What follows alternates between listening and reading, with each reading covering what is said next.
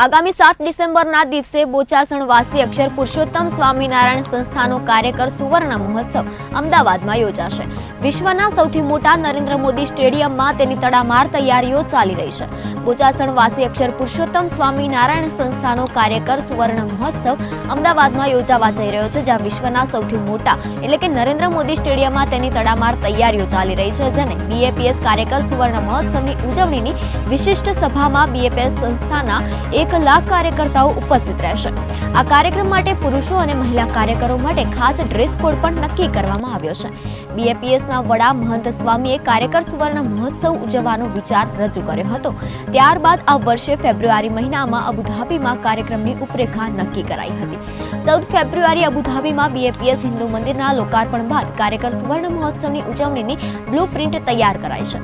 આ વર્ષે મે અને જૂન મહિનામાં બોટાદમાં સાળંગપુર ખાતે પણ મહંત સ્વામીની ઉપસ્થિતિમાં બીએપીએસ સંસ્થાના કાર્યકર્તાઓનું વિશેષ સંમેલન દિવ્ય સન્નિધિમાં પર્વ યોજાયું હતું।